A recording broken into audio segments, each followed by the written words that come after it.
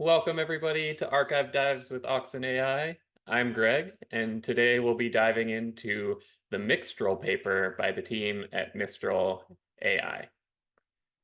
Every Friday as a group, we get together and we go over state-of-the-art research papers, try to understand them from first principles, and have built a pretty solid community of people coming together and wanting to jam out on these ideas. If you'd like to join us live, feel free to go to oxen.ai/community. You can sign up for any of the live sessions there. We post everything on YouTube after the fact, and we'd love to have you live for the discussion that doesn't get posted on here. Today, like I said, we'll be going over the Mixtral paper, which is short for Mixture of Experts, or you might have seen it abbreviated as MOE, and how Mixture of Experts can be applied to transformers. So if that interests you, stick around and let's dive in.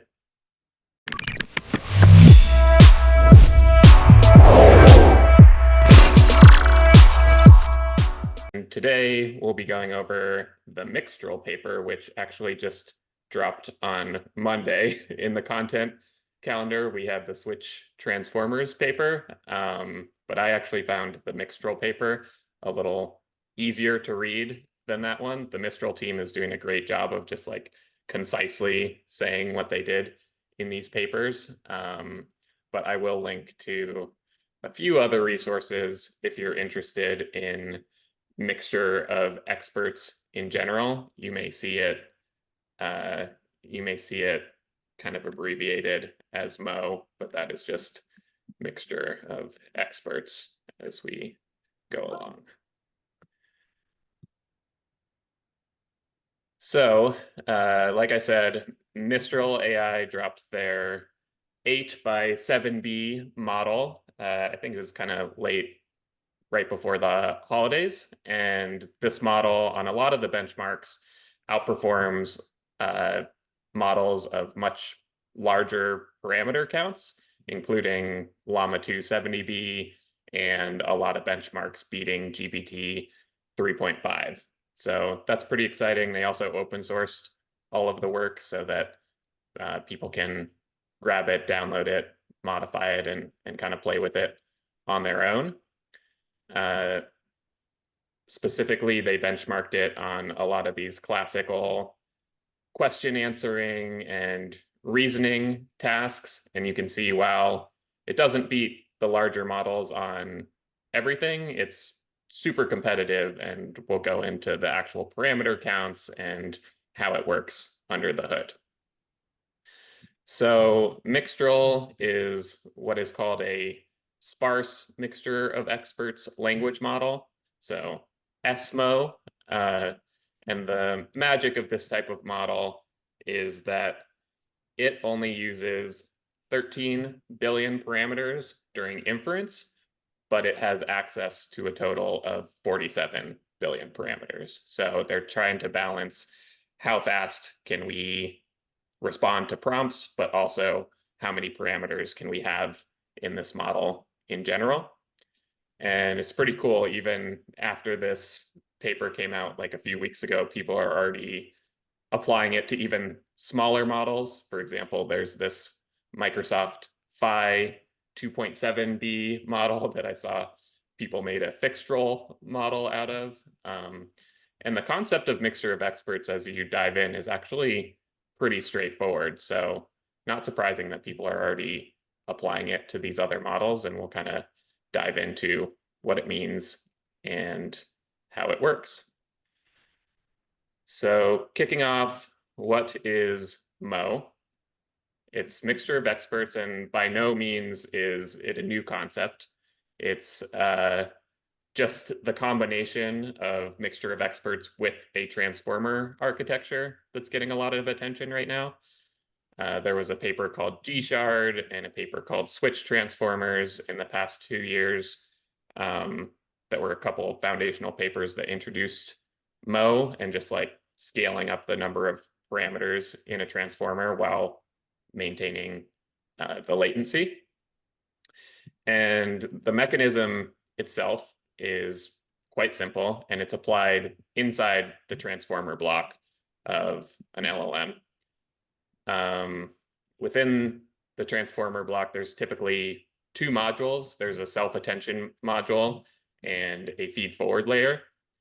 We went over transformers in general, the attention is all you need paper, as well as some mechanistic interpretability in other archive dives. So we won't go like end to end what is a transformer, but at a high level, a transformer block itself looks like these attention heads that take in the input.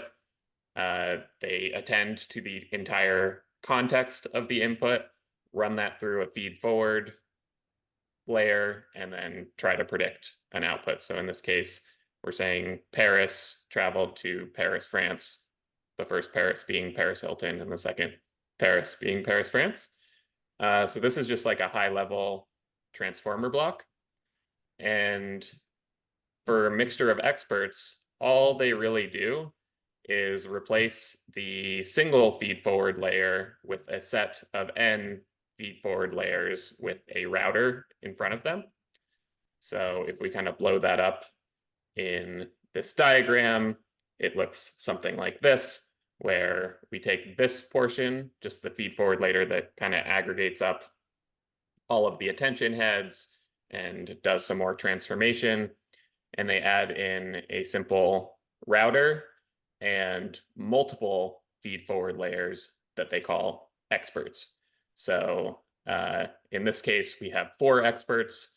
In their paper, they have 8 experts. And then you have a router that kind of sits in the middle here. And it basically just does a softmax to decide which experts we're going to route this specific token to. And the theory there is that some of these modules can then specialize in different knowledge, and the router can pick, okay, given the current token and all of the context, which expert is going to help me predict the next token the best. So like I said, in Mixtral, they have 8 of them. So 8 linear layers that they choose from. And then the router in this specific paper only chooses 2 that they use during inference. So just rough back of the envelope math, that's how they say that it's a 13 billion parameter model, when really they have access to, like, I forget exactly what I said, but 47 billion parameters. So there's a bunch of parameters kind of like offloaded to the side that still have to be loaded into memory or whatever. But for the inference half, they just route it through these ones, and it makes it more efficient during inference. Had some questions in the chat about that routing, and if it's kind of deterministic, if that's parameterized and optimized through backprop, like how that gets determined. Yeah, totally. So it is parameterized through backpropagation, and we'll kind of dive into, there's 2 parts there. There's like, how do you pick which expert you're going to? And then there's how do you combine all of the information from the subset of experts to the next layer. So we will dive into that in a sec.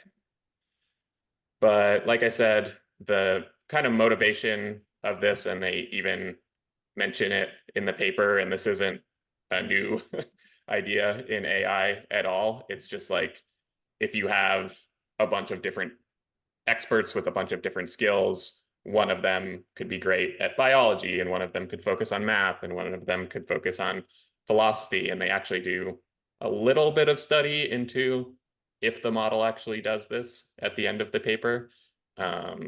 So I thought that was interesting that they're not just hypothesizing this, but we'll show at the end if this is actually the case.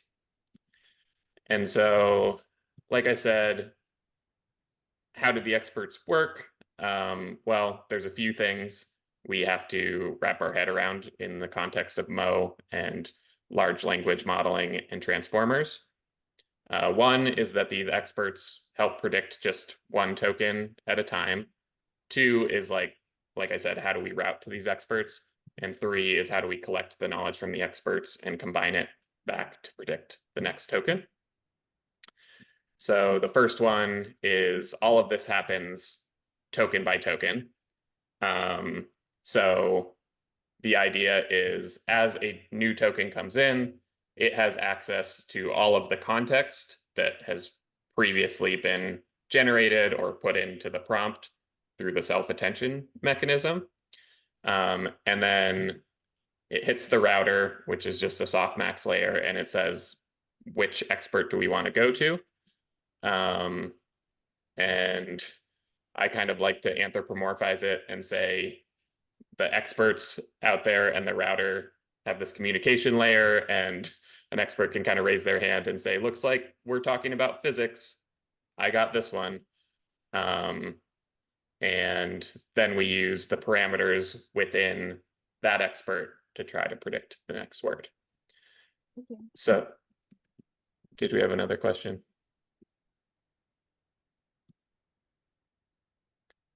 No, cool.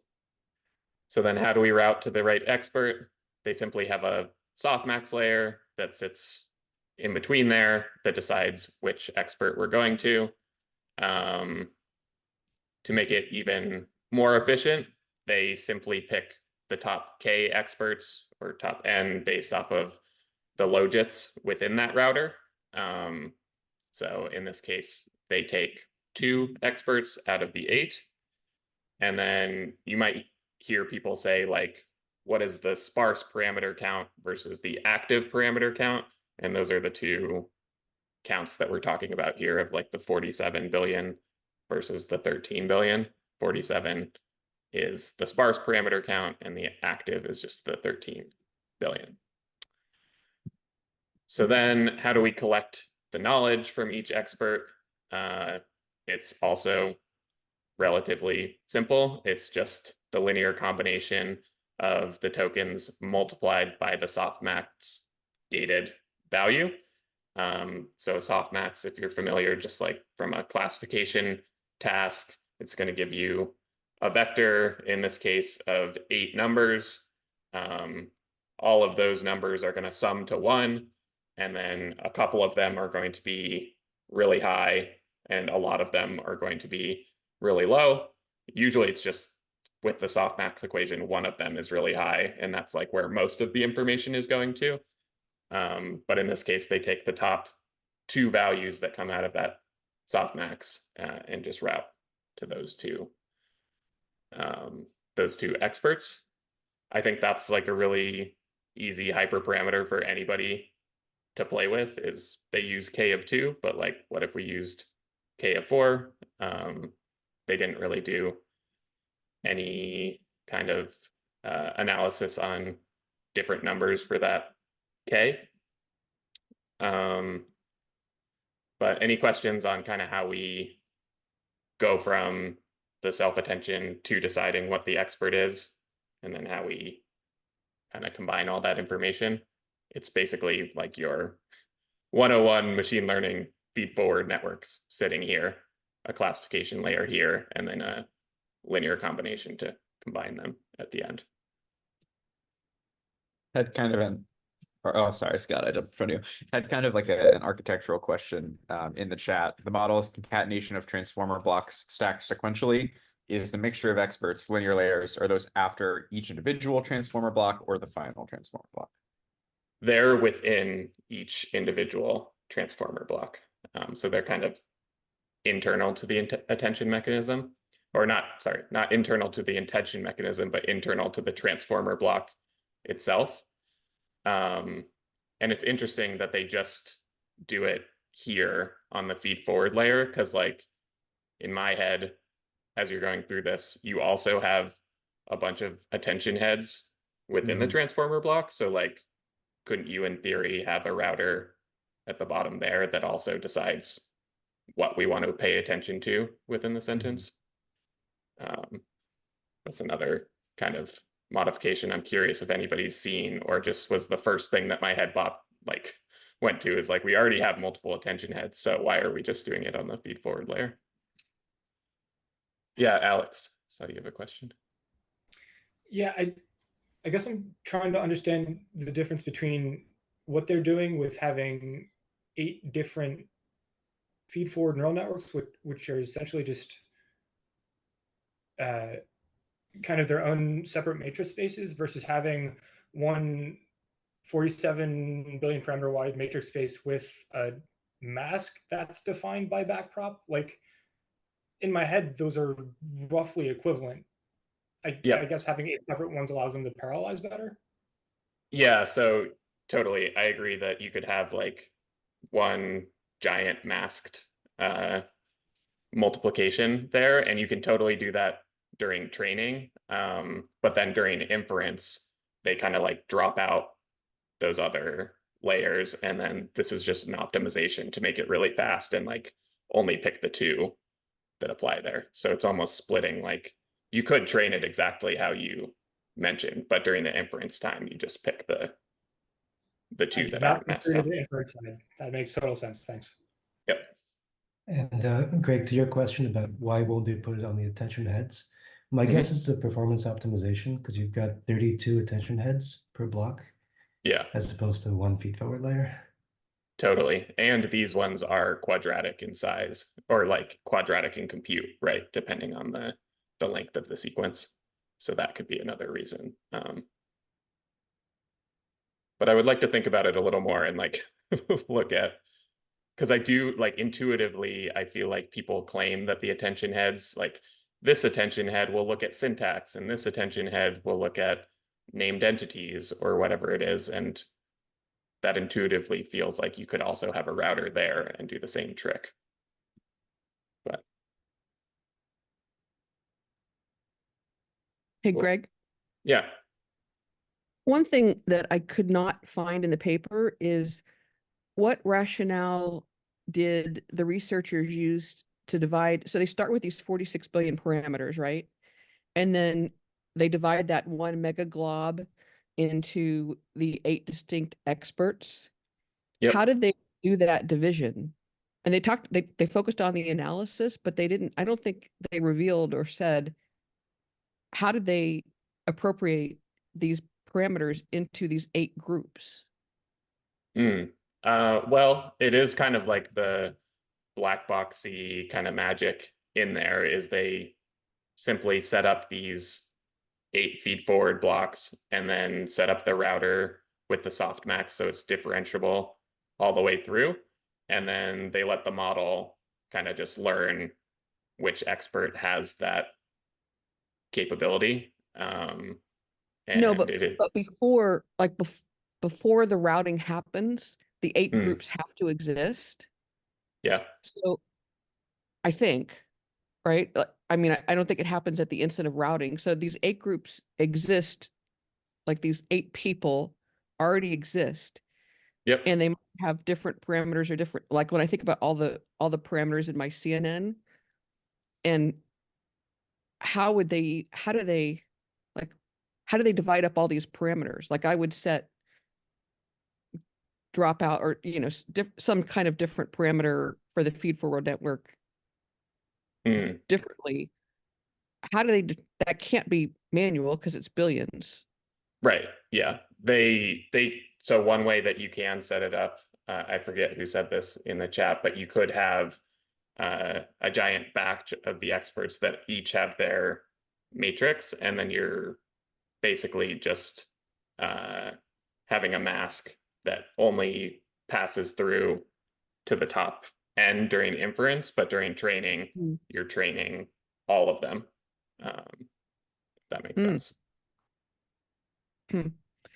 It seems like that's like the real trick is that division of all the parameters in terms of how they achieved the 6 times the inference speed and the improvement is how they did that initial split up. Well, oh, something just happened to my headphones. Uh, it just switched. Sorry. Yeah, so that's learned through the softmax, and they just initialize them randomly, I guess is the main Okay. point there. Okay. Yeah. Thank you. Yeah, no problem. Cool. Great questions there. Does anybody else have any other questions or thoughts before we go into the kind of analysis of what each expert does?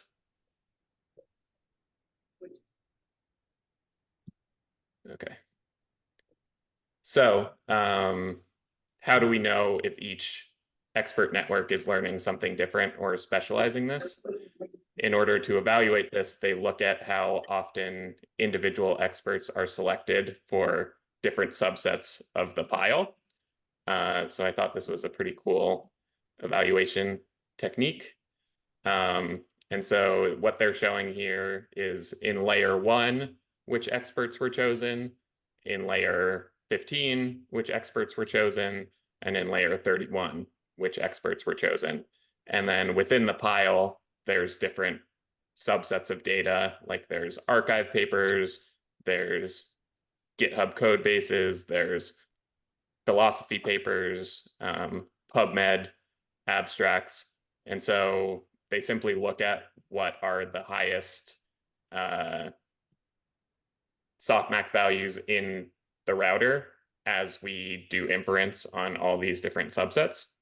And the only one that they really found a real pattern in was the mathematics data set. So you can see this yellow one is really low in some layers and really high in other ones, but all of the other topics kind of blur together, which is interesting. I feel like this is a common thing when looking at the internals of neural networks, is like at some points it's really hard for us as humans to even see what's going on there.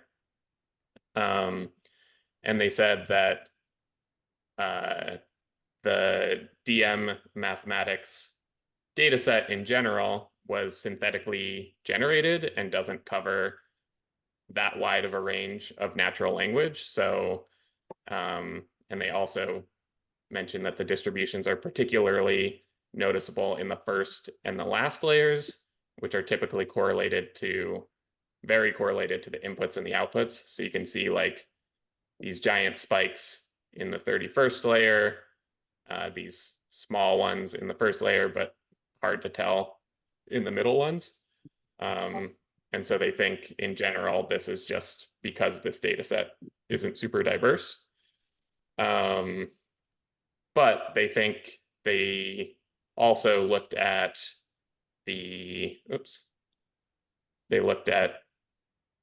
as you're generating, which expert is active. And for things like code, there are definitely experts that specialize in the white space, for example, or some syntactic qualities. Like you can see the red one is always doing the parenthesis matching, which is pretty interesting. The yellow one's always doing the white space. The light red one is doing function definitions and maybe references to the class itself. So there are some patterns when they look at more syntactic type tasks, like the math or the programming. But this theory that like one network's going to be really good at philosophy and one network's going to be really good at biology, they weren't really able to suss that out from the softmax itself. And just to there was one question in the chat too. Yeah, let me pull that up. Or can you read it? Sorry, I don't have it. Yeah, no worries. So question was, can we say MOE is like on-demand pruning? Yeah, that's an interesting way to look at it.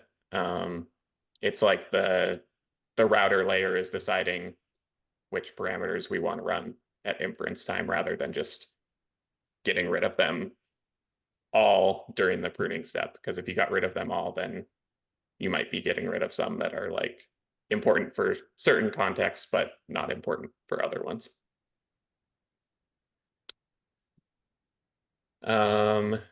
Cool. And then finally, they did a bunch of these benchmarks against Llama at a bunch of different scales.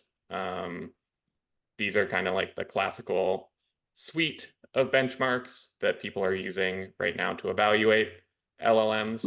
And you can see it beats the 70 billion model on a decent amount of them, but also loses on some of them. It's kind of always hard for me to tell from these giant text blocks, like, or number blocks, like why it does better on certain things or other things. So I decided to run it myself on a squad benchmark, which is not one of the ones that they listed here. I put all of the results into Oxen. This is one of the things that we're working on as a company, is how you can compare two different result sets and really dive into what's different between them. Hey, Greg, can we just do, can folks mute? I think there's a couple folks who are unmuted. There's background noise right now. Yeah, I got one of them. Cool. Thank you. Good call out. Thanks. So what I've been kind of working on is this RAG setup where I've indexed over 1 million documents, and I have the squad benchmark within that set of documents, which is just a question and answer benchmark. And I wanted to look at the precision of Llama 7B versus the precision of Mixtral 8x7B. In this case, Llama did outperform Mistral, but like I said, it's pretty close in general. If you guys want to see more of the results of what that looks like, I'll kind of share my entire screen over here. And so the data set in general looks like we have a question, we have a context that it's reading that it fetched from RAG, and then we have an answer, and we have the guess from the model. So in this case, it extracted, I forget which one's the right answer. The right answer is 1 to 7, but Llama 7B extracted 1 to 4. So I think it's interesting to like not just look at the block of numbers, but look at some actual examples of what it gets right and what it gets wrong. And I find RUI a good starting place for that, but would love to hear if anybody else has been running any experiments in general.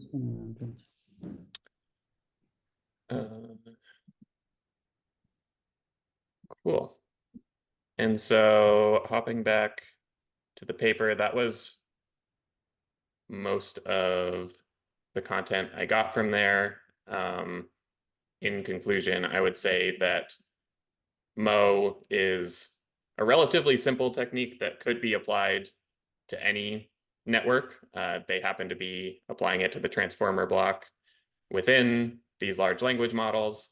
They add a bunch of feed forward layers that are selected at inference time, and then the router decides which one to use based on the current input. And yeah, I'm curious, we'll kind of stop the recording here, but to chat about, are you guys building anything? Is MOE something that you would apply in your own work? Would love to just open it up to everybody, and I'll stop the recording just so people can be more comfortable getting on camera. So thanks, guys.